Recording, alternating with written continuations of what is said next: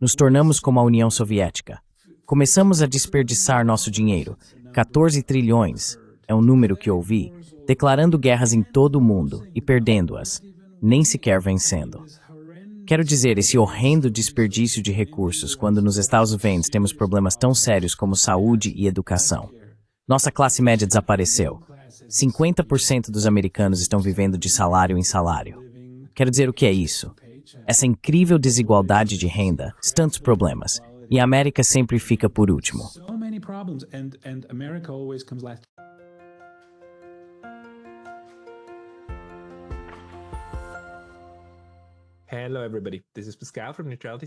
Olá, pessoal. Aqui é Pascal dos Estudos de Neutralidade e hoje estou conversando com o Dr. Arthur Kachikian. Arthur possui um PhD em Relações Internacionais pela Universidade de Stanford, onde escreveu uma dissertação sobre política de grandes potências e intervenção no sistema internacional.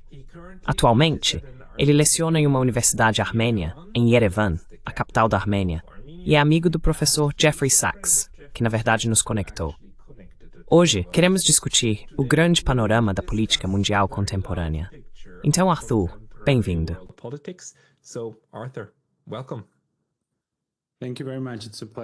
Muito obrigado. É um prazer. Espero merecer o título de ser amigo do professor Sachs. Muito obrigado por me receber. E sei que você já recebeu muitas pessoas muito mais importantes. Mas se houver algum pensamento que eu possa compartilhar com você, ficarei encantado.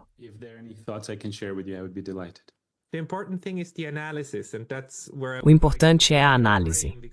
E é aí que eu gostaria de ouvir sua opinião, porque você cresceu e depois estudou durante um período muito interessante, certo? Você nasceu cidadão da União Soviética, e então essa cidadania terminou.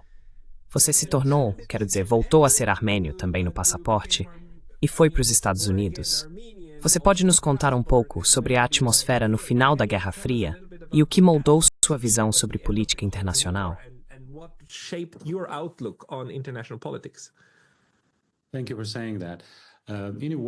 Obrigado por dizer isso. De certa forma, sou o produto do fim da Guerra Fria. Sou um produto do novo pensamento de Gorbachev. E sempre brinco com meus amigos americanos nos anos 90. Eu brincava com eles em Stanford. Eles diziam, você sabe, nós vencemos a Guerra Fria. E eu dizia, não, vocês não venceram a Guerra Fria. Eu venci a Guerra Fria. Olhe para mim. Eu vim de toda a União Soviética com $4 no bolso. E você sabe, vim para esta universidade incrível. E serei eternamente grato às pessoas que me assistiram lá. E fiz meu mestrado e doutorado. E trabalhei com equipes notáveis.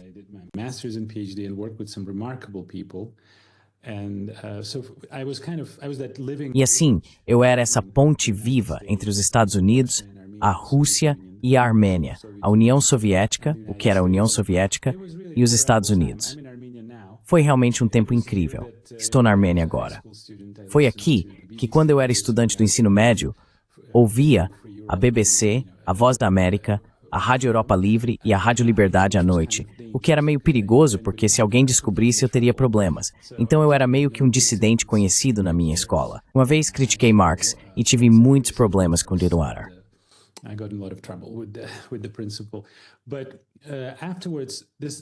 Mas depois, quando Gorbachev chegou ao poder, essas esperanças que tínhamos para o futuro, essa inspiração, foi um tempo incrível, um tempo muito inspirador. Esse tipo de... Você fala um pouco de alemão, eu não falo muito alemão, mas sabe, era meio que essa ode à alegria, Freude, Schöner Götter Funken, esse tipo de atmosfera. E foi aqui na Armênia, eu tinha um amigo com quem trabalhava na Cruz Vermelha, Erich Wolstein. E quando o muro de Berlim caiu, estava estudiando de nuas de Yerevan, com uma bandeira alemã, celebrando o fato que o muro caiu. Foi uma sensação. Pensávamos que agora íamos deixar de lado o ódio, a guerra, essa propaganda.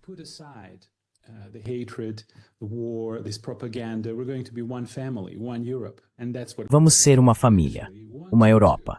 E é isso que Gorbachev realmente queria fazer. Falamos sobre uma casa europeia comum, se você se lembra, um lar europeu comum, Europa até mesmo como um espaço de segurança comum, eu acho, de Vancouver a Vladivostok. Houve algumas declarações realmente de longo alcance. Também me lembro de Ronald Reagan. Eu gostava bastante dele. Ele era uma pessoa muito charmosa. Ele veio a Moscou e, na Praça Vermelha, perguntaram a ele se ainda acreditava que a União Soviética era um império do mal. E ele disse, não, eu não acredito. Foi um grande momento, esse sentimento de reconciliação, amizade, boa vontade e esperança.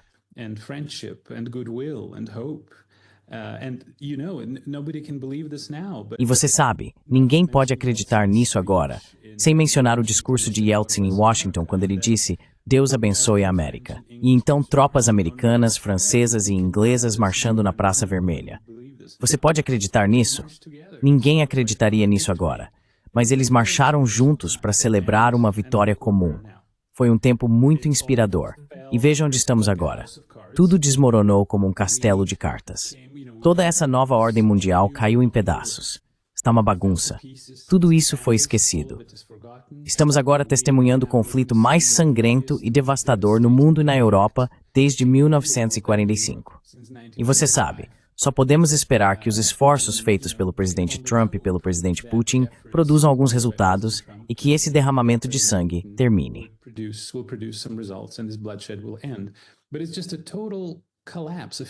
Mas é apenas um colapso total, um fiasco de todas essas esperanças e toda essa inspiração, essa atmosfera de ódio, na verdade ainda pior do que a Guerra Fria.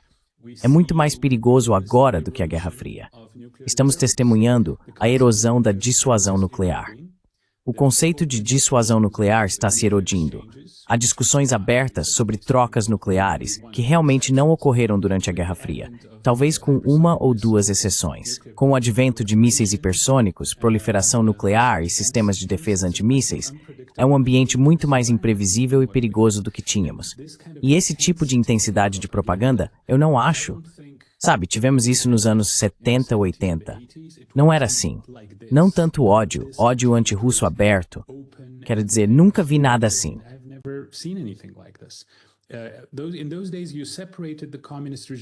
Naquela época, você separava o regime comunista da Rússia e do povo russo.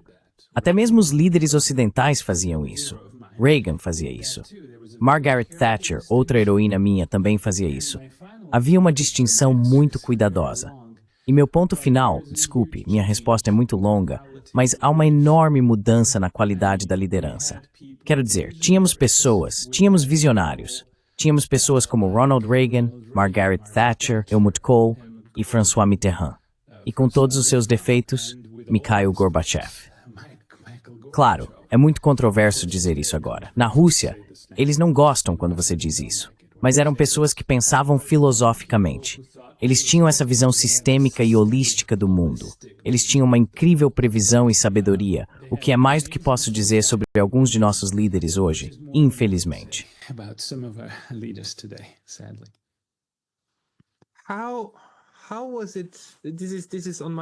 Como foi isso? Isso está na minha mente o tempo todo. E eu pergunto muito sobre isso, e ainda não consigo entender. Como perdemos aquela paz? Como nós, europeus, e eu incluo todos nós, sabe, do Cáucaso e da Rússia, até a Ásia Ocidental e a Europa, como perdemos isso? Quero dizer, é uma coisa tão estúpida de se fazer. Era um tempo tão esperançoso. E você olha para trás e sim, ok, claro. Você pode dizer como os Scorpions e uma certa parte também houve algum tipo de envolvimento da CIA. E você sabe, a propaganda. A propaganda estava lá, e a Radio Free Europe sempre foi uma coisa de propaganda.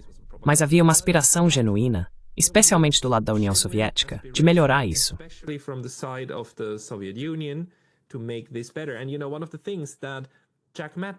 E você sabe, uma das coisas que Jack Matlock, o último embaixador dos Estados Unidos na União Soviética, continua dizendo repetidamente é que a Guerra Fria terminou 2 anos antes do colapso da União Soviética, porque era do interesse estratégico de Washington e Moscou encerrá-la. E apenas 2 anos depois, a União Soviética colapsou, o que na verdade George Bush Sr. nem queria. Ele fez um famoso discurso na Ucrânia, em Kiev, em um prédio parlamentar, dizendo que vocês não deveriam se separar. Todo mundo estava com medo quando ele ia. E então entramos nos anos 90. E então o que aconteceu? Como perdemos a paz?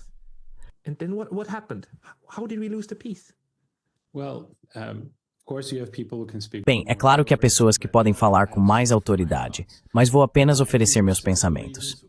Acho que houve várias razões. A principal, acredito, foi o que chamo de armadilha da grandeza. Quando uma pessoa recebe muito dinheiro de repente, geralmente perde a cabeça. Elas não sabem o que fazer com isso e tomam decisões tolas. Quando um poder e quando líderes de um certo poder se tornam muito fortes e sentem que podem fazer o que quiserem, isso prega uma peça neles. Houve um famoso político britânico, Lord Acton, no século XIX, que diz: todo poder corrompe, o poder absoluto corrompe absolutamente. É muito perigoso para qualquer país em particular ser todo-poderoso e estar sempre certo.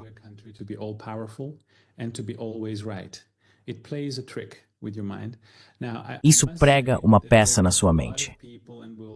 Agora, devo dizer que havia muitas pessoas, e falaremos sobre isso se você quiser, muitas pessoas nos Estados Unidos que alertaram sobre isso. Então havia muitas pessoas muito sábias que tinham previsão, uma previsão incrível. E alguns deles já foram mencionados no seu programa antes.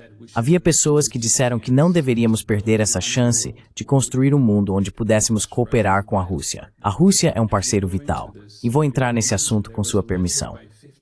Houve uma carta de 50 senadores e diplomatas, escrita em 1997, dizendo que não há ameaça emanando da Rússia, e que a expansão da OTAN seria, disseram eles, um erro de proporções históricas.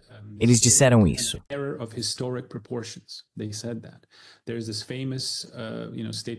Há uma famosa declaração de George Kennan, o arquiteto da contenção, que já foi mencionada antes, dizendo que isso é um erro trágico. Isso trará uma nova Guerra Fria.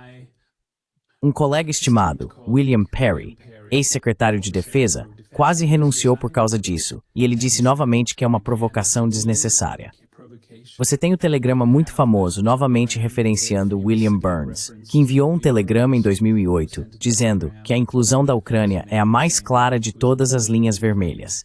Sabe, pessoa após pessoa estava alertando contra isso.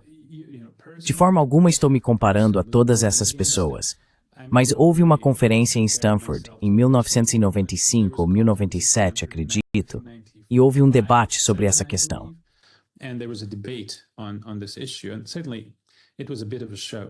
E certamente foi um pouco de espetáculo, porque a questão já havia sido decidida naquela época. Mas eu escrevi um pequeno artigo e disse que a expansão da OTAN para o leste, se não levasse em consideração os interesses da Rússia, levaria a uma guerra no leste da Ucrânia e no Cáucaso, e construiria um novo muro de Berlim e uma nova cortina de ferro, centenas de quilômetros a leste. Eu escrevi isso naquela época e muitos dos meus colegas concordaram. Mas acho que o que aconteceu foi, em primeiro lugar, uma inércia organizacional e institucional. Havia organizações, instituições de pesquisa e think tanks que foram criados para o negócio da Guerra Fria, e eles ganharam muito dinheiro com isso.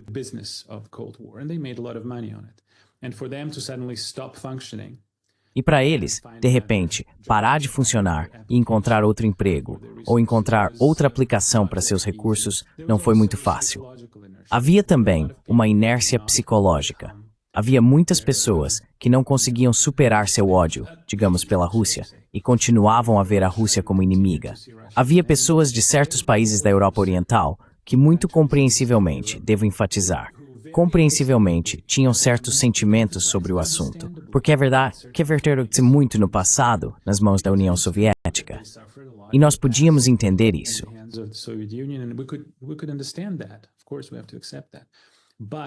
Claro, temos que aceitar isso. Mas não tivemos a sabedoria para encontrar a maneira certa de abordar suas queixas e seguir em frente. E também havia a pressão dos grupos da diásporas étnicas nos Estados Unidos. Bill Bradley, o senador dos Estados Unidos, fala sobre isso. Ele também diz que foi um erro de proporções fundamentais. Ele afirma que isso foi feito sob essas pressões domésticas e que Bill Clinton precisava desses votos e dessa plataforma para conquistar alguns de seus apoiadores nos Estados Unidos. Então, tudo isso combinado, eu sei, trouxe esse resultado, e eu escrevi sobre esse resultado. E devo dizer que quando você encerra uma grande guerra na história humana, geralmente há o que chamamos de ordem pós-guerra. E existem certas regras sobre como isso precisa ser feito.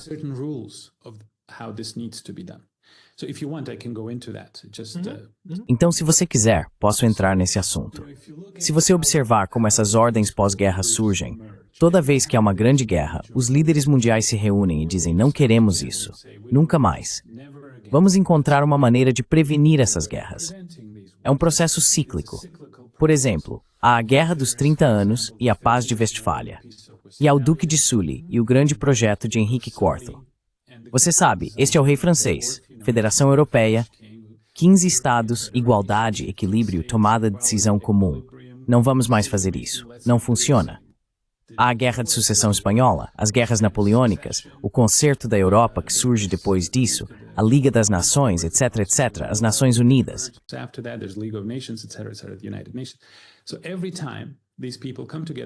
Então, toda vez que essas pessoas se reúnem, há certos princípios sobre os quais isso é construído.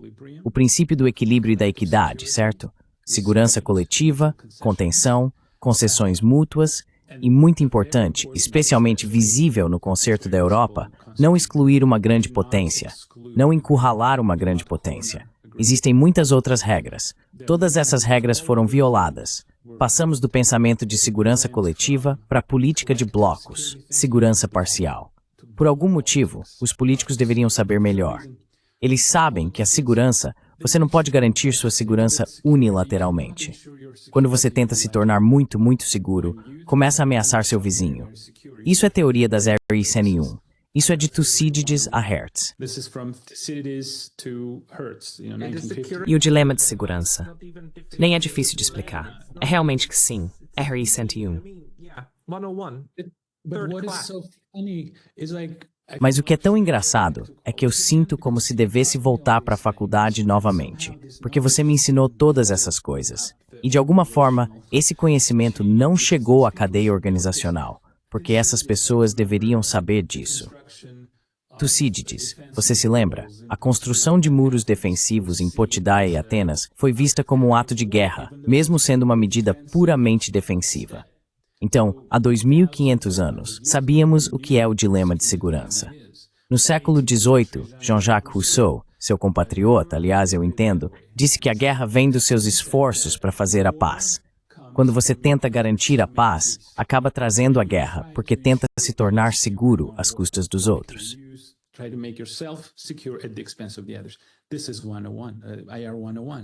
Isso é I-101. Teoria do equilíbrio, sabemos disso há séculos. Quando um lado tenta aumentar seu poder, seu oponente ou outras potências geralmente tentam equilibrar contra ele. Era muito fácil ver que a Rússia iria se aproximar da China. Eu estava lá, eu era estudante, eu era intérprete. E a propósito, vi aquela era em que oficiais americanos e russos andavam de mãos dadas, sorrindo, discutindo uma estrutura de segurança europeia comum. Eu estava lá nos anos 90. Eu estava traduzindo para eles. E me lembro de um russo dizendo: sabe, se vocês nos pressionarem demais, vamos nos voltar para a China. Vamos para o leste. E as pessoas não acreditaram.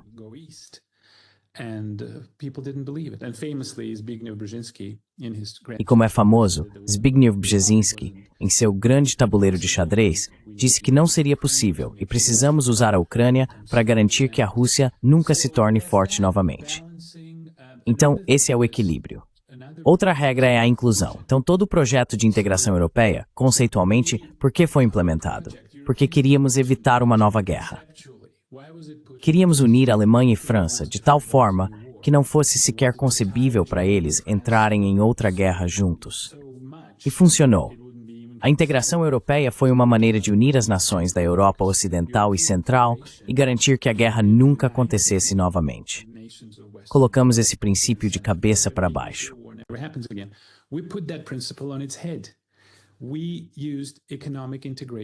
Usamos a integração econômica não como uma força unificadora, mas como uma força divisiva, uma força para dividir a Europa. E fizemos da comunidade europeia a vanguarda da OTAN. Fizemos da integração econômica uma cobertura para a integração militar. Acoplamos essas coisas. E em vez de unir nações, começou a dividir nações, o que é exatamente o oposto. Então, algumas das nações, algumas das repúblicas pós-soviéticas, tiveram que escolher entre o leste ou o oeste. Você quer o ocidente ou quer o oriente? Você quer a Rússia ou quer a Europa? O que levou a essa terrível tragédia na Ucrânia? porque claramente esses países poderiam ter se beneficiado sendo uma ponte entre os dois.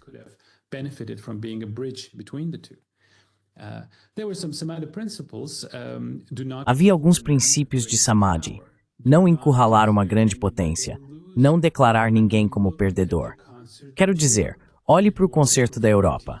Funcionou por 40 anos porque a França foi incluída. A França não foi humilhada. E veja o que aconteceu. A propósito, a Rússia não perdeu a Guerra Fria. Como o embaixador Matlock disse famosamente, eles foram tratados como perdedores e não deveriam ter sido. Veja o que aconteceu quando a França foi encurralada e humilhada no final do século XIX e quando a Alemanha foi humilhada após a Primeira Guerra Mundial, o Diktat. Veja o que aconteceu com isso. Quero dizer, nós sabemos disso. Isso é Relações Internacionais 101. Por que essas pessoas não sabiam disso? Eu nunca vou saber.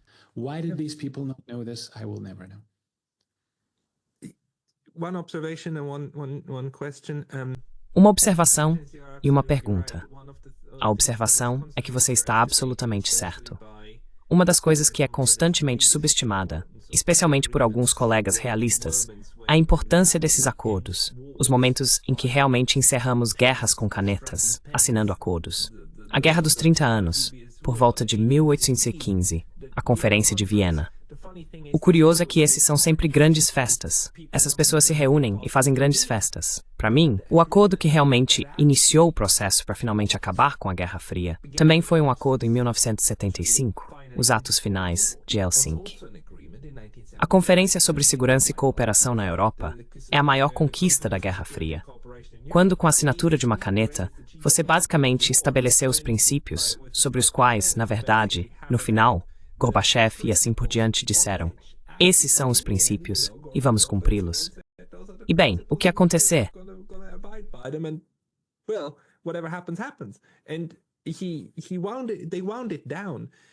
E eles encerraram isso. Então você está certo sobre a megalomania. Mas a questão agora, para mim, é até que ponto é nossa culpa, como estudiosos de relações internacionais, se criamos esses conceitos e depois não percebemos que nós mesmos não somos capazes de aplicá-los. O que quero dizer com isso é, como é que realmente entendemos o dilema de segurança e ainda assim nossos colegas, talvez não você e eu, mas nossos colegas, não conseguem aplicá-lo? Uma experiência muito importante que tive foi que um professor meu na minha universidade aqui no Japão, literalmente, nos ensinou o dilema de segurança. Mas ele também argumentou que o Japão precisa ter mais armas para se proteger contra a China.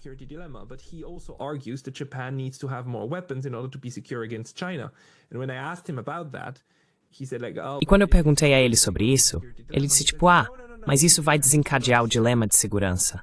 Ele disse tipo, não, porque os chineses entenderiam que só precisamos dessas armas para autodefesa.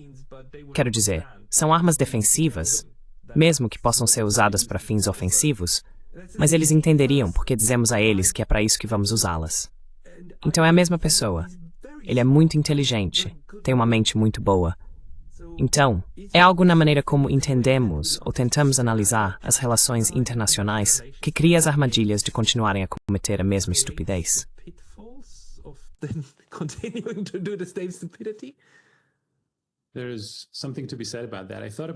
Há algo a ser dito sobre isso.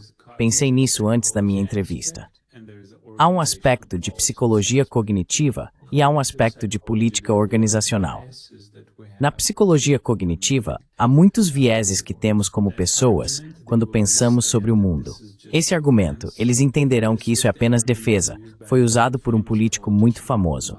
Não vou nomeá-lo porque eu conheço muito de perto e você não deve falar sobre ele se quiser viajar para a Rússia algum dia. Então ele disse que eles deveriam apenas entender que isso é uma aliança defensiva. Não estamos ameaçando você.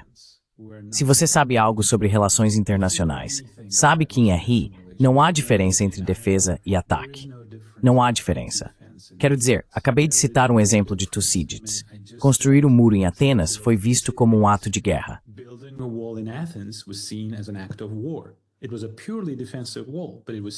Era uma muralha puramente defensiva, mas foi vista como um ato de guerra há 2.500 anos, sabemos disso. Há o aspecto cognitivo disso.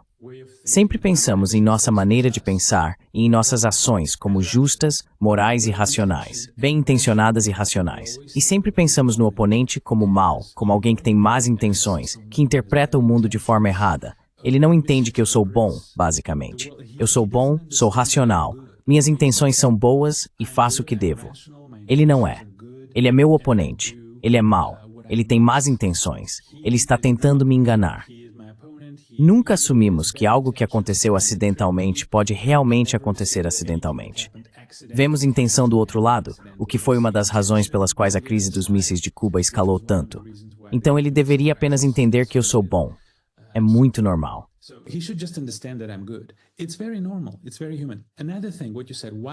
É muito humano. Outra coisa, o que você disse, por que esse conhecimento acadêmico não subiu na hierarquia organizacional? Minha observação, isso não é uma teoria que testei cientificamente, é que pessoas sábias, pessoas que estão na educação, que se educam, veem o mundo como mais complexo. Elas veem complexidade, elas veem muitas variáveis diferentes. E em muitos casos, são orientadas para o equilíbrio. Pessoas que podem não ter passado muito tempo na educação, veem o mundo como mais simples, mais simples. Elas veem poucas variáveis, há um mundo mais simples e, portanto, há uma explicação mais simples para tudo. Então, geralmente, tem soluções simples. Pessoas sábias e educadas geralmente pensam e estão cheias de dúvidas e contenção, e são muito humildes.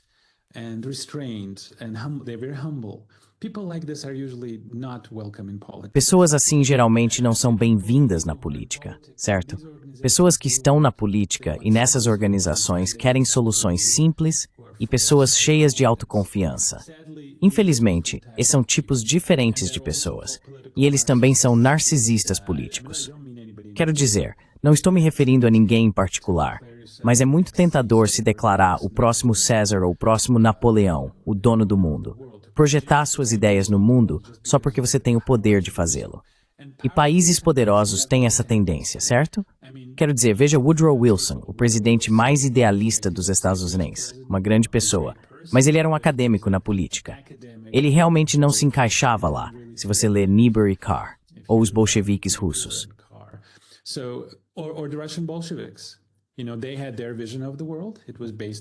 Eles tinham sua visão de mundo. Era baseada na luta de classes e na vitória do proletariado, e achavam que o mundo todo deveria seguir. Trotsky acreditava que haveria uma revolução proletária quando foi negociar com os alemães em Brest-Litovsk. Ele nem sequer parou sua propaganda. Começou a falar com os participantes alemães na conferência, tentando convertê-los. É essa coisa de projetar sua visão no mundo que vem com o poder e com essa armadilha de grandeza. Acho que isso acontece.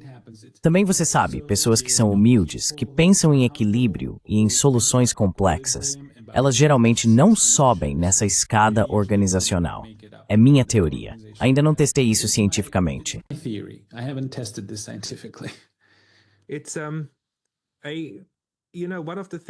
Sabe, uma das coisas que eu passei a entender é que não tem nada a ver com o grau de educação.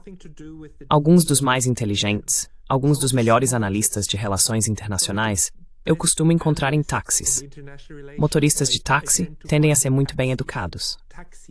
Assim, na política atual, na verdade, talvez seja apenas minha amostragem, mas tenho várias experiências em que viajo para o exterior e começo uma conversa com um motorista de táxi. E o motorista de táxi está muito bem informado sobre a política local e conecta isso porque muitas vezes são do exterior com o que está acontecendo em casa.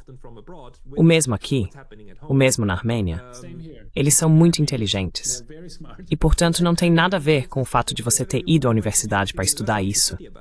Tem a ver com a forma como você pensa, em como você é capaz de conectar pedaços de informação. Então, estamos faltando uma espécie de teoria organizacional das relações internacionais que explicaria como a informação flui ou deixa de fluir e informa a tomada de decisões.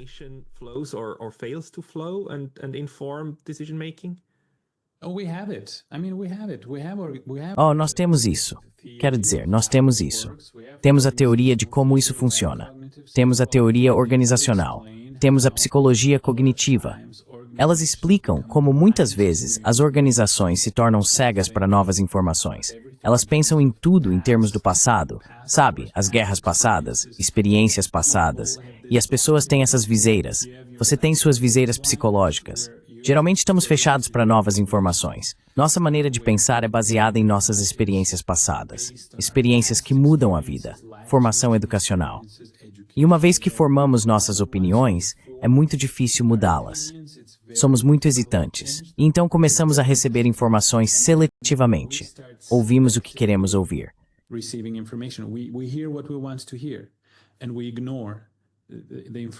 E ignoramos as informações que não correspondem às nossas visões pré-existentes. É Jervis. Ele escreveu isso há quase 30 anos. É algo bem conhecido. E então você se cerca de pessoas que dizem sim. Você se cerca de pessoas que têm medo de lhe dizer o que você não quer ouvir. E então, isso se torna um processo autorreplicante. Tanto o líder quanto a organização colocam antolhos e só recebem as informações que querem receber. Eles veem o que querem ver. Era fácil de ver. Quero dizer, há dezenas e dezenas de pessoas que estavam alertando que a expansão da OTAN é um erro fundamental. Nomes enormes. Eu acabei de dar alguns deles para você. Muitos reis. Mas você não quer mudar sua visão de mundo. Uma vez que você formou sua visão de mundo, Rússia é ruim, o Ocidente é bom, você usa essa oportunidade. Essas pessoas não conseguiram resistir à tentação de se vingar e de usar o momento de fraqueza da Rússia. Eles não conseguiram fazer isso. O senador Bradley disse, nós os chutamos quando estavam caídos. Nós gerenciamos completamente mal. E devo dizer, outra coisa que devo dizer, e desculpe, serei breve, quando estive lá, vi um desejo genuíno, uma vontade, por parte dos meus amigos russos, de serem amigos dos americanos. E sou amigo de ambas as partes, então estou no meio. É como meus familiares. Tenho minha família russa e minha família americana. Eu gostaria que eles se dessem bem.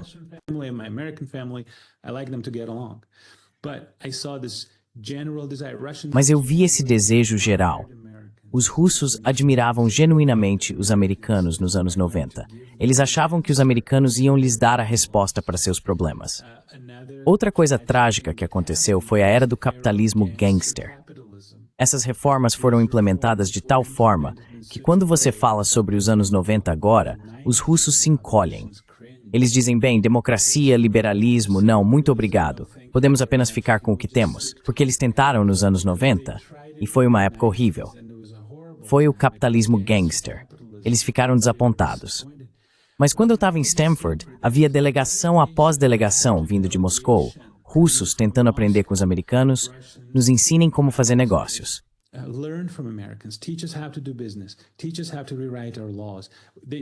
Ensine-nos a reescrever nossas leis. Eles estavam estudando o sistema jurídico nos Estados Unidos. Eles queriam adaptar o sistema russo ao sistema de justiça americano. Havia esse desejo geral. Queremos ser seus amigos. Ensine-nos o que temos que fazer. Por que desperdiçar uma oportunidade dessas? É tão difícil de entender. Acho que algumas pessoas simplesmente não conseguiram superar esses vieses cognitivos. E eles continuaram, como acabei de dizer. Sentiam que os russos só estavam fazendo isso porque eram forçados a fazê-lo. Não há boa vontade genuína da parte deles. E é natural. É psicologia cognitiva, infelizmente.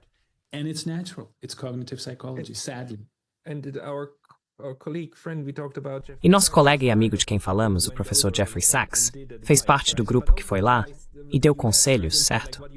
Mas ele também aconselhou os Estados Unidos, certo? E disse, tipo, o que você precisa fazer para que isso funcione é isso. E ele continua contando como foi rejeitado e como foi ingênuo ao acreditar que os Estados Unidos fariam isso. Mas basta olhar quantos analistas russos brilhantes e ex-cidadãos soviéticos, você incluído, hoje conversam e fazem seu trabalho em inglês, e quantos americanos e europeus ocidentais fazem seu trabalho em russo. Não é nenhuma questão, certo? O nível de disposição para trabalhar com o Ocidente era enorme.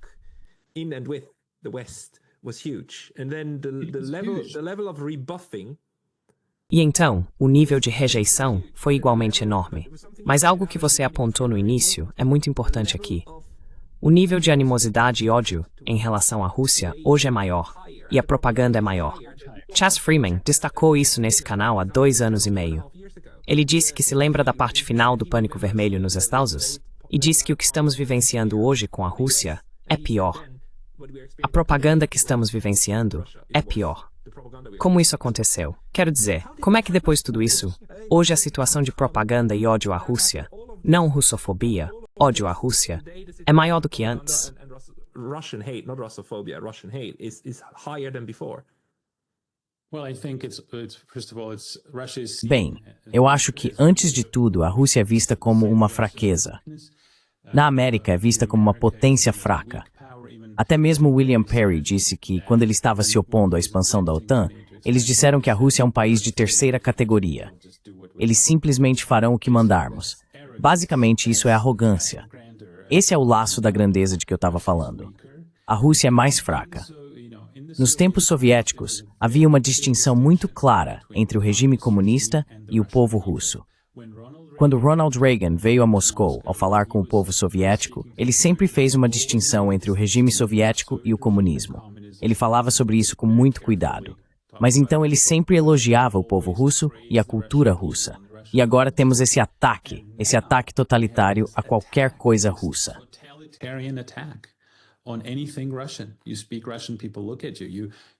Você fala russo, as pessoas olham para você. Você diz, sabe, talvez isso não tenha sido uma boa ideia, e você é imediatamente considerado um agente russo. Imediatamente você é atacado. Um grau de intolerância, sim. Uma coisa que quero dizer, eu observo. E claro, serei acusado de ser um velho. Não me importo, tenho orgulho de ser um velho. Eu observo um declínio geral, não apenas no nível de liderança e na qualidade da liderança, mas também na qualidade da educação e da cultura em todo o mundo. E eu acho que é uma teoria. Temos que testá-la. Mas eu acho que a competição ideológica entre o Ocidente e a União Soviética forçou ambas as partes a investir pesadamente em educação, porque era necessário tornar sua população imune à influência ideológica do seu oponente.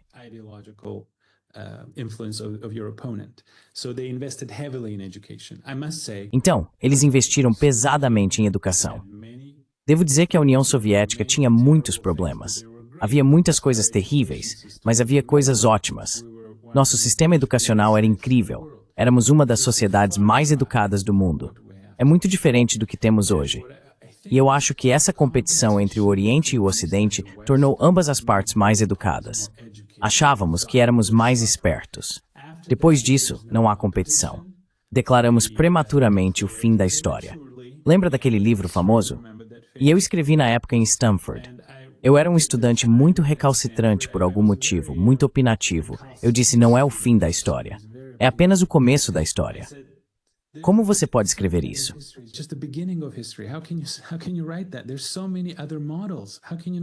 Existem tantos outros modelos. Como você não percebe que existem tantos outros modelos? É algo sobre as pessoas.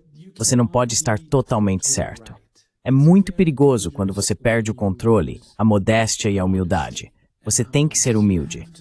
Sim, você pode estar certo em certo sentido em determinado momento, mas é muito perigoso projetar isso. Dizer, ok, eu encontrei a solução para tudo. A solução para tudo é o meu modelo. E eu disse brincando em Stanford, neste seminário incrível com meus colegas incríveis, que amo muito, lembre-se, com tanta gratidão. E tivemos um seminário. E novamente eles estavam promovendo essa teoria dos jogos. Na verdade, você não acredita na teoria dos jogos.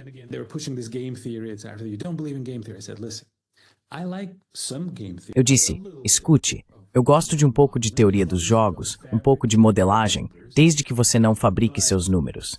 Mas eu tenho muita experiência vivendo com ideologias totalitárias. Eu os fiz rir. Eu disse, vivi por 18 anos em um país onde tudo era sobre luta de classes e a ditadura do proletariado. Veja onde eles estão. Veja onde eu estou. Depois vivi mais 4 anos em um país onde tudo era sobre etnia e identidade étnica, e nacionalismo e política. Veja onde eles estão. Veja onde eu estou. E agora eu vivo em um país onde tudo é sobre utilidade e teoria dos jogos. Sabe de uma coisa? Eu vou sobreviver a vocês também.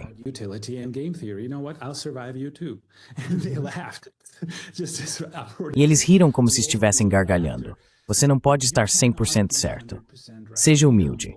Há um ditado em russo, se você quer fazer Deus rir, Conte a ele seus planos para amanhã. Seja humilde. Não projete suas ideias, sua visão para o mundo todo. Não pense que você está sempre certo em todos os casos. Seja humilde. Pode haver coisas que você está perdendo. E eu acho que essa armadilha da grandeza, pensar que somos todo-poderosos e que temos todas as respostas, é uma que não evitamos. Foi um acordo mútuo. Ouça Jack Matlock. Você sabe disso melhor do que eu. Então essa armadilha da grandeza, ela nos pregou uma peça. Trap of grandeur, it played a trick with us. Esta é uma observação muito boa, porque o truque que fazemos conosco mesmos é acreditar que sabemos, que entendemos, e isso inclui você e eu, certo? Quero dizer, não estaríamos aqui conversando, tentando explicar se não acreditássemos que entendemos algo. Então, de certo modo, quero dizer, se levarmos esse pensamento à sua conclusão final, tudo é relativo e nada importa, e niilismo, e vamos desligar a gravação e ir para casa. Mas não, quero dizer, ainda estamos condenados. Penso nisso como uma necessidade para estar vivo de aceitar contradições.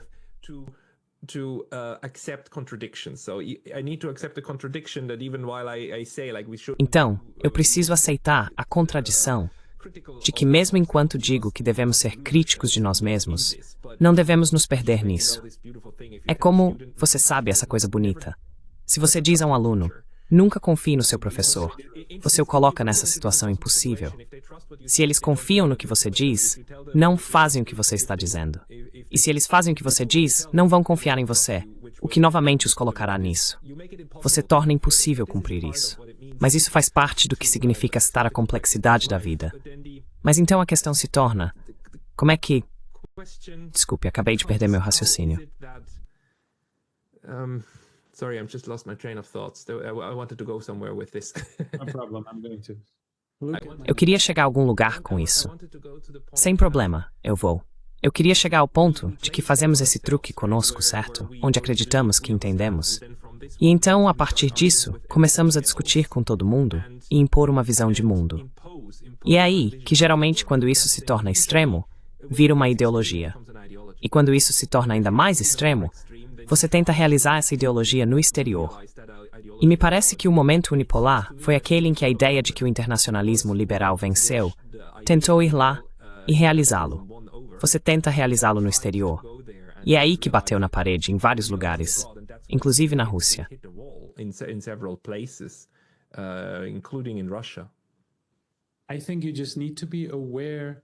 Acho que você só precisa estar ciente dessas armadilhas cognitivas para conhecer suas limitações. Para saber que sim, acho que estou certo. Esta é a evidência que tenho. Esta é minha teoria. Quero dizer, acho que provei isso. Mas talvez haja algumas coisas que não estou vendo. É como quando você dirige o ponto cego. Sim, há um ponto cego à sua esquerda e à sua direita. Você vira a cabeça, certo? Porque você sabe que há um ponto cego. Pelo menos no meu tempo, não havia equipamentos sofisticados que tornassem isso desnecessário. Mas você tem que estar ciente. Você tem que apenas se lembrar. Ok, mas talvez eu esteja perdendo algo. Deixe-me considerar a opinião dessa pessoa também. E acho que ser educado em dois sistemas diferentes realmente ajuda.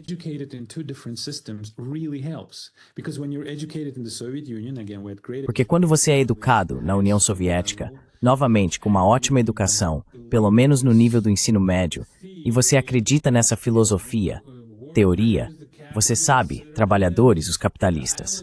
E então você sabe, eu tinha 15 anos, eu estava no ensino médio, e disse ao professor, ok, mas por que os gerentes e os trabalhadores sempre têm que brigar? Eles não têm interesses comuns se trabalham na mesma empresa.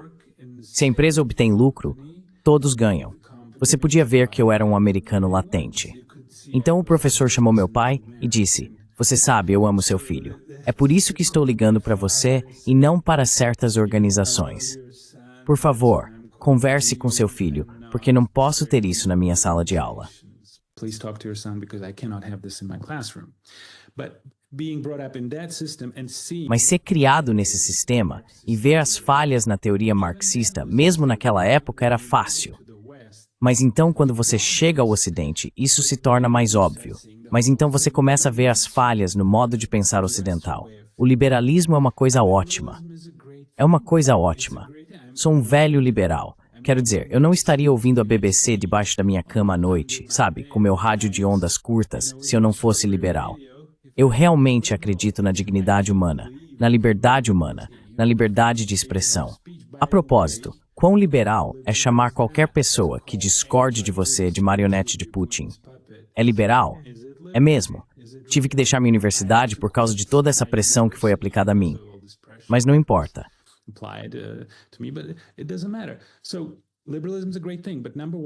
Então, o liberalismo é uma coisa ótima. Mas, em primeiro lugar, não é perfeito.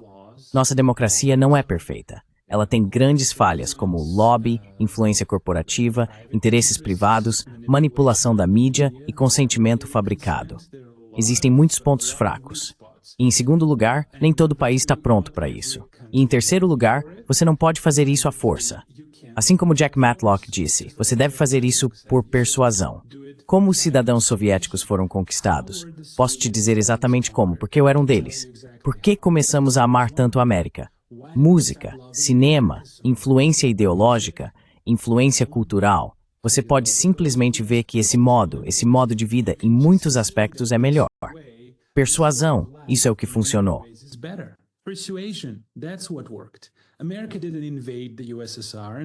A América não invadiu a URSS e nos forçou ao capitalismo.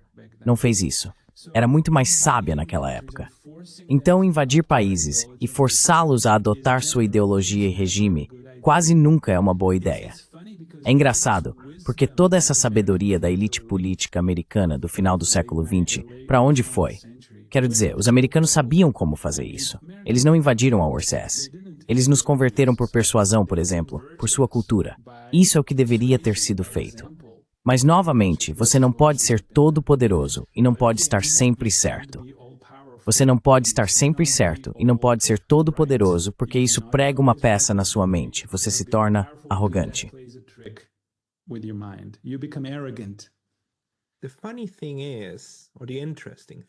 O curioso é, ou o interessante é, que as outras duas grandes potências, os russos e os chineses, estão atualmente empregando essa estratégia muito mais do que os Estados Unidos.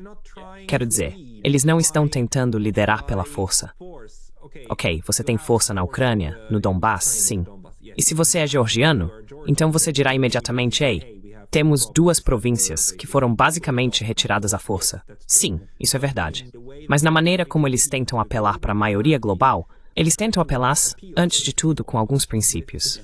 A igualdade dos estados e o princípio da não intervenção.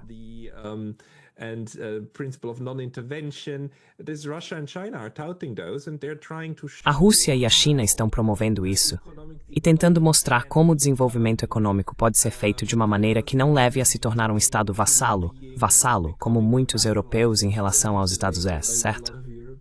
Eles tentam então dizer, ei, estamos abertos para negócios. Esta, de certa forma, a estratégia dos Estados Unidos durante a Guerra Fria, certo? Para atrair outros, enquanto também realizavam todas as mudanças de regime e assim por diante. Quero dizer, isso andava de mãos dadas, mas pelo menos o apelo público era muito mais aberto do que se tornou agora. Você concorda?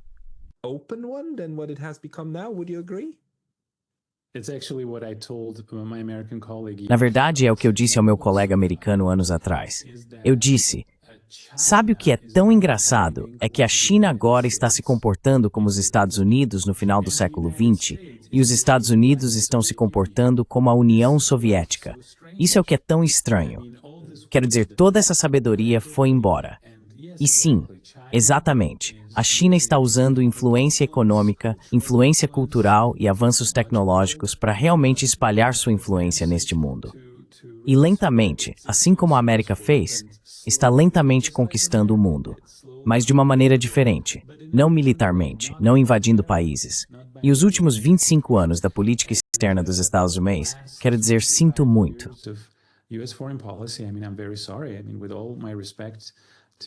Quero dizer, com todo respeito às pessoas que estiveram por trás disso, eu as amo muito. Mas é muito difícil chamar isso de sucesso. Quero dizer, olhe para o Irã, Afeganistão, Líbia, Geórgia, Ucrânia. Estes são apenas os 5 mais Síria, sem esquecer esses eventos horríveis.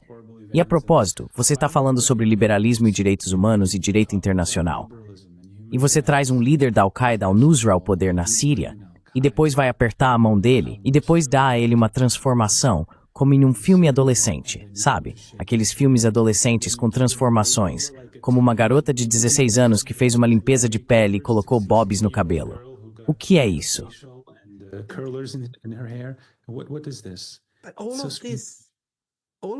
Mas tudo isso, você ainda pode maquiar um porco, certo? E vendê-lo como uma bela dama.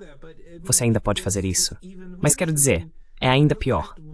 Quero dizer, olha o que isso fez aos Estados Unidos. Quero dizer, a promessa dos Estados Unidos era que, veja, você se tornará como nós e somos ricos e prósperos com televisores e refeições em casa e assim por diante. E você era.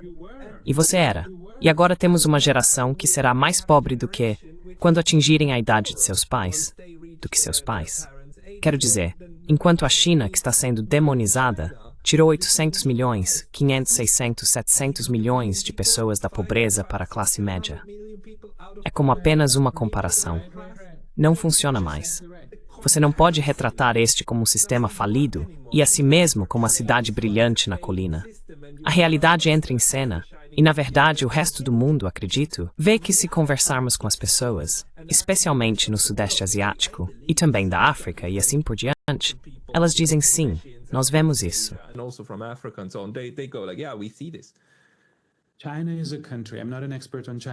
A China é um país, não sou especialista em China, mas pelo que sei, é um país onde 50 milhões de pessoas morreram de fome após o chamado Grande Salto Adiante.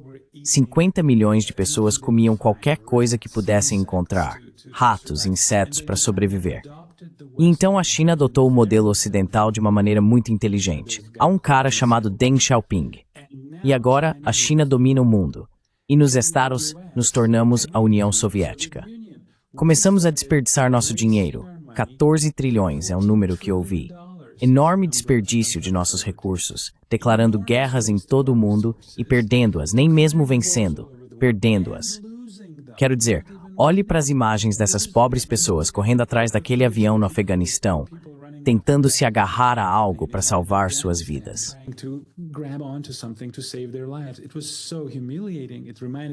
Foi tão humilhante. Isso me lembrou de 1975, acredito, aquele último helicóptero saindo de um navio dos Estados Unidos na costa do Vietnã. Quero dizer, esse desperdício horrendo de recursos, quando nos Estados Unidos temos problemas tão sérios como saúde e educação.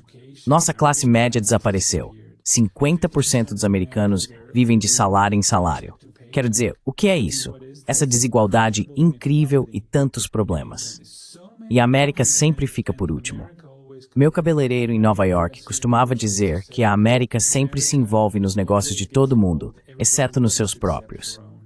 É apenas uma reversão completa da política externa dos Estados Unidos. E, infelizmente, um sucesso.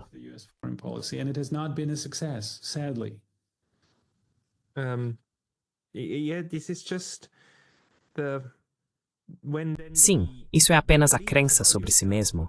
Ou a crença de, digamos, pelo menos alguns dos elites governantes que pensam na imagem dos Estados Unidos como algo que conheceram quando eram crianças ou jovens, quando na verdade agora estão 40 anos mais velhos.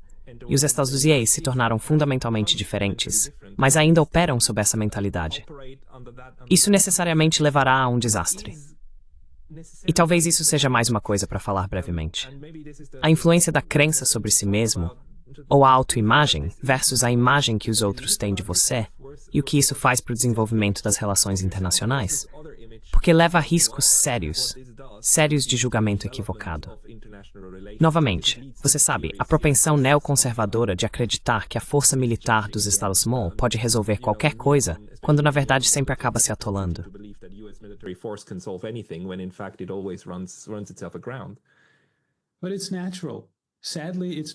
Mas é natural. Infelizmente, é natural. Não é só nos Estados Unidos. Em todo grande império, a elite costumava cometer, você sabe, eles sempre cometiam erros assim. Quando você se torna muito poderoso, você tem pessoas, e muitas delas, algumas são narcisistas políticos. Eles têm esse prazer de projetar força, de sentir que possuem o mundo.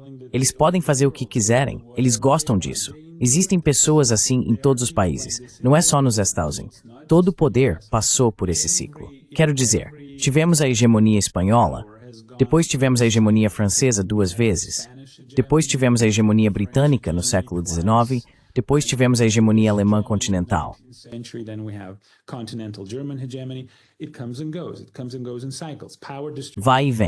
Vai e vem em ciclos. A distribuição de poder muda, o equilíbrio de poder muda. E então você tem pessoas como esta dizendo, ok, aqui está meu momento de ser Napoleão, infelizmente. Mas é natural, está na nossa psicologia. Pessoas que são sábias, contidas e humildes não são bem-vindas na política e em organizações como esta. Elas gostam de pessoas que podem dizer sim, senhor, e que têm convicções simples e soluções simples, e estão cheias de confiança. E isso é muito triste, porque, eu poderia continuar e continuar, mas não temos tempo. Houve dezenas de pessoas que alertaram sobre as consequências desse erro fundamental.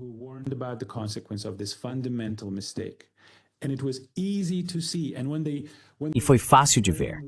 E quando culpam um lado, é claro, a violência é terrível. Eu condeno a violência em todos os casos, não apenas em um caso. Em todos os casos, todas as invasões devem ser condenadas, não apenas uma.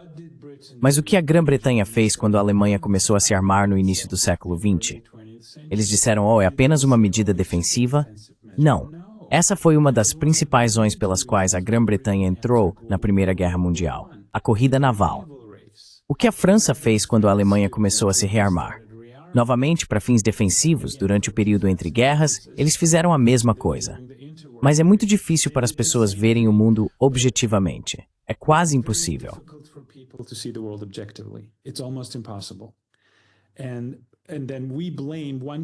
E então culpamos um país por fazer algo que outros países fizeram em todos os casos. Não há um caso na história mundial em que um país começou a expandir sua aliança em direção a outro país, aliás, um ex-oponente, e esse país disse claro, sabe, por que você não faz isso? 850 quilômetros de Moscou. Por que você não coloca seus mísseis lá? Tudo bem, isso não nos incomoda porque sabemos que é uma medida puramente defensiva. Isso nunca aconteceu. Quando você diz coisas assim, está deixando de lado tudo o que sabemos sobre relações internacionais nos últimos pelo menos 2.500 anos. Então essa democracia padrão, infelizmente, é humana. Infelizmente é humana. É normal.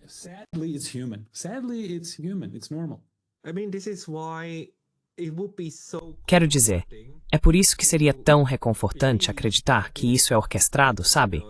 Que há uma face pública que te diz uma coisa, mas nos bastidores, como se eles sempre tivessem a intenção de atacar a Rússia, certo? Esse sempre foi o plano. E você apenas mente para o público em geral enquanto faz coisas nefastas nos bastidores. Mas acho que é muito mais triste. Acho que é apenas estupidez surgindo da complexidade do sistema. Acho que há a fachada.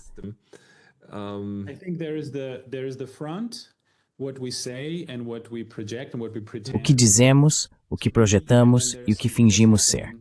E então há algo acontecendo por trás disso. E eu sei que o professor Sachs, a quem respeito muito, acredita que esse era o plano desde o início. E é difícil não ver isso, porque quando você olha para o livro de Brzezinski, eu posso entender essa pessoa, dado seu histórico e a história muito dolorosa de seu país. Eu posso entender isso. Mas foi um grande erro.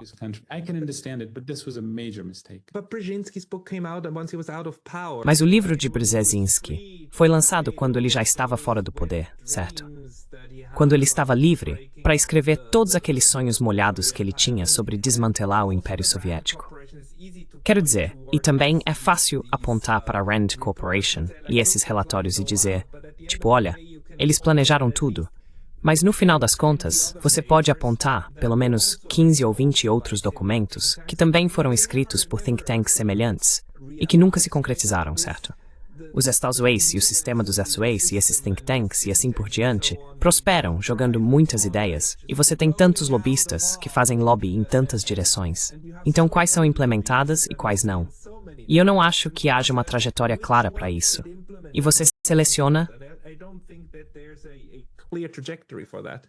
And you select those that you want to select. Yes. Aqueles que você quer selecionar.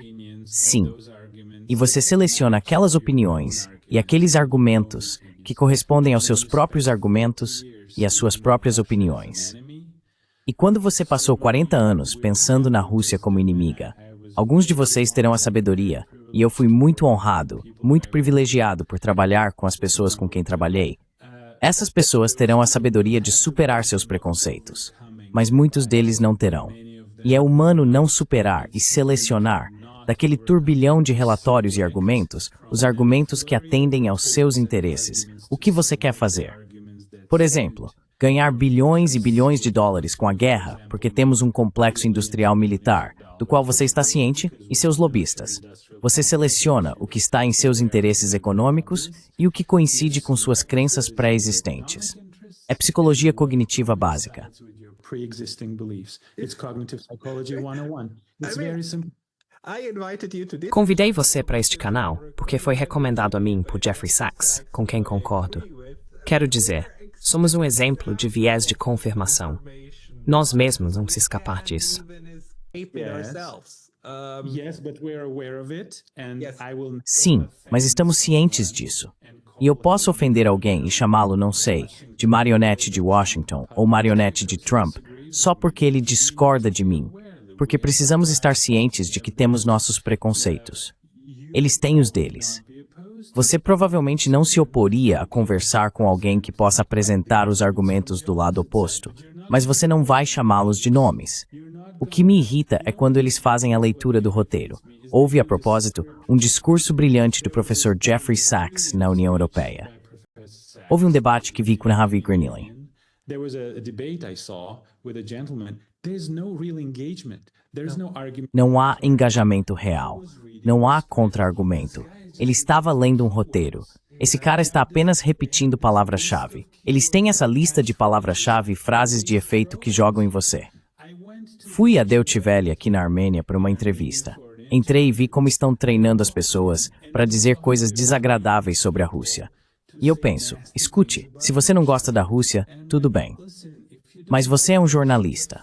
Você não deve criar um viés. Desde o início da sua entrevista, desde o início do seu programa, você está criando um viés.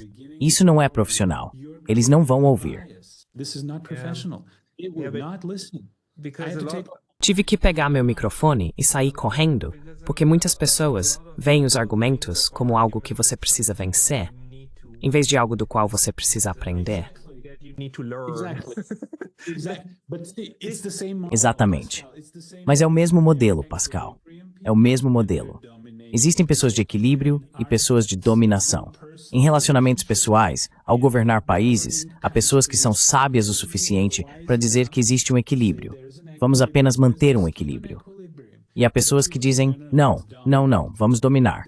Existem diferentes tipos de pessoas. Precisamos estudar de onde isso vem. Mas você sabe que, por exemplo, agora finalmente tenho que aplaudir certas pessoas na administração Trump. Eles disseram sim, finalmente, sim, este é um mundo multipolar. Vamos aprender a criar um equilíbrio. Felizmente, graças a Deus, 35 anos desse terrível sofrimento em todo o mundo porque você quer dominar. Suffering all over the world because you want to dominate. This was very unwise. Because again, Isso foi muito imprudente, porque novamente outra teoria de ERI 101, ciclos hegemônicos. Isso é algo que você aprende no primeiro ano. Hegemonias surgem e declinam. A distribuição de poder sempre muda. Você nunca será o hegemon eterno. Sabemos disso pelos alemães, britânicos, espanhóis, franceses, holandeses, etc. Vai e vem. Seja sábio. Pense em termos de equilíbrio, mas não é sexy, Pascal. Pensar sobre a paz, ser um líder de paz, não é tão sexy quanto ser o vencedor de paz. Você sabe, alguém que venceu uma guerra. Não é muito sexy. Dominação é sexy. As garotas gostam, algumas delas. Você sabe, ser orientado para o equilíbrio pode não ser tão sexy. being equilibrium oriented may not be as sexy. And these organizations that are created. E essas organizações que são criadas com o propósito de vencer guerras não gostam quando você entra lá cheio de dúvidas e humildade. Elas querem, sim, senhor. Sim, vamos fazer isso. Nós somos os mocinhos. Eles são os bandidos. Vamos acabar com eles. É muito mais viril e macho dizer isso. E então você tem 1 milhão de pessoas mortas em um país que, após 3 anos de sofrimento horrível e derramamento de sangue, é informado de que tudo pelo que lutaram era uma mentira. Isso é nojento. Isso é absolutamente nojento. Se eu fosse você, que indignado que eu for. I would be enraged by this. Yeah, me too. But it's Sim, sim, eu também. Mas é realmente a verdade. Quero dizer, eu digo aos meus alunos, olhem, se alguém algum dia pedir para você pegar uma arma e ir atirar em alguém, apenas diga não. Apenas diga não, porque sempre que você fizer isso, você será enganado. Você só pegará uma arma e tentará atirar em alguém se as pessoas tiverem mentido para você repetidamente e se você tiver acreditado nas mentiras. É horrível, porque as pessoas que foram enganadas foram completamente manipuladas. Mas foram manipuladas em um nível muito alto. Elas foram manipuladas, e na verdade, o fato de isso agora estar sendo revelado como uma mentira é a maneira de esse grupo realmente se reconciliar com o fato de que tudo isso é uma bobagem. Foi uma razão boba para morrer de ambos os lados, na verdade.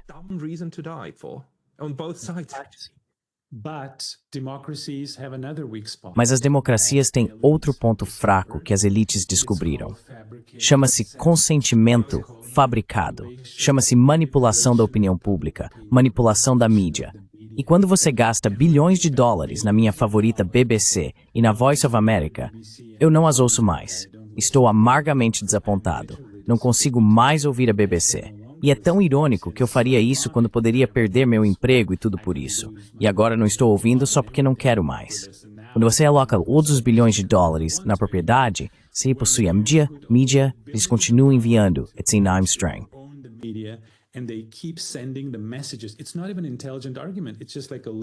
Não é nem um argumento inteligente. É apenas como uma lista de palavras-chave e insultos que eles jogam em você de todas as direções. Não apenas na Inglaterra, ou na Europa, ou nos Estados Unidos. Aqui na Armênia, eles estão patrocinando dezenas e dezenas de ONGs, e tudo o que fazem é continuar emitindo essas mensagens com as mesmas frases-chave, slogans. Putin é o diabo, Putin é Satanás. Apenas demonizando um país em particular, demonizando um líder em particular que queria fazer parte da OTAN. No início dos anos 2000, ele queria fazer parte da OTAN. Ele foi a primeira pessoa que ligou para o presidente Bush após o 11 de setembro. Mas não nos contam isso.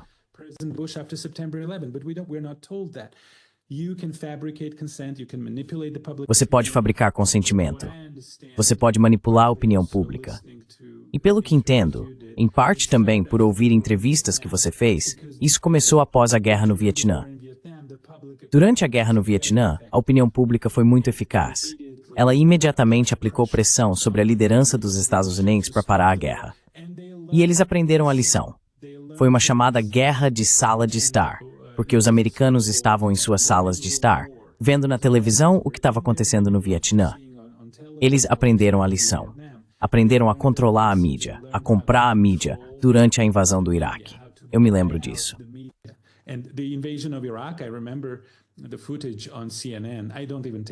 As imagens na CNN, eu nem levo a CNN a sério mais. É simplesmente muito desagradável. Era como meninos brincando com o rifle do pai, sabe, naqueles tanques. Yay, vamos invadir o Iraque. Olha como é legal. Você podia ver que foi transformado em um show. E agora milhares de americanos morreram. Centenas de milhares de iraquianos morreram. Foi tudo por nada. O Iraque se transformou, como Trump diz, em Harvard para terroristas. Foi um fracasso total. Mas a mídia não relataria isso, porque o governo e a elite de política externa aprenderam a comprá-los. Eles os compraram. Agora eles os possuem.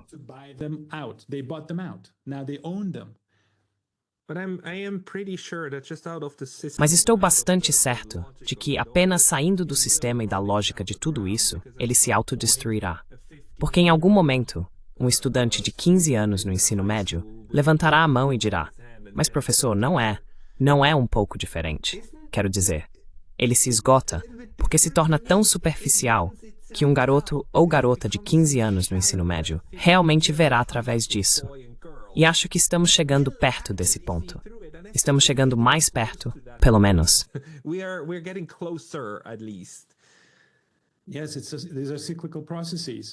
Sim, esses são processos cíclicos.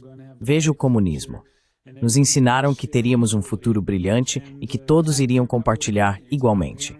E depois de algumas décadas, nossos pais não acreditavam nisso. Meu avô e minha avó acreditavam nisso. Mas com o tempo, isso simplesmente se dissipou. Isso acontece. Esses são processos cíclicos. Ainda sou um crente no liberalismo. Ainda acredito no Ocidente. Ainda acredito na liderança americana até certo ponto. na liderança europeia, na liderança russa e chinesa. Acredito no equilíbrio, na razão, na moderação, na humanidade, na compaixão, em aprender com a história. Ainda acredito nisso. Esses processos, eles vêm e vão. Pessoas assim vêm e vão. Uma coisa que não vem e vai são centenas de milhares de ucranianos e russos que morreram. É um crime. Este é um crime grave e é repugnante.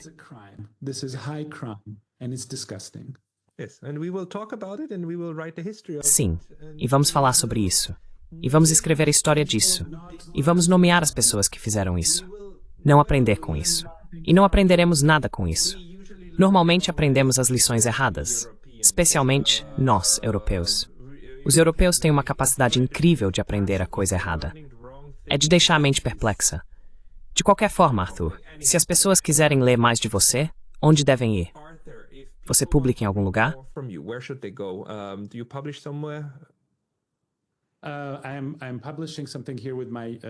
Estou publicando algo aqui com meu centro de pesquisa. Chama-se Centro de Educação Internacional e Estudos no Exterior. Temos um blog, temos um site, é um grupo de meus colegas, e se eles quiserem ler o que escrevo, ficarei encantado. Estou escrevendo um manual sobre teoria das relações internacionais na Armênia, porque não existe um em armênio. Então estou tentando condensar tudo o que sei dos meus anos em Stanford, literatura americana e literatura ocidental, neste pequeno livro, para que meus alunos possam aprendê-lo. Acho que em alguns meses, e ficaria muito grato seus comentários.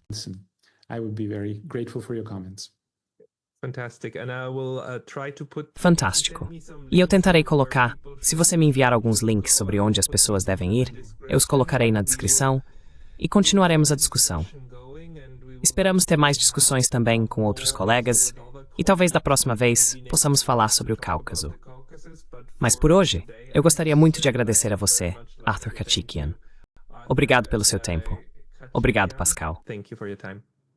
Thanks, Pascal.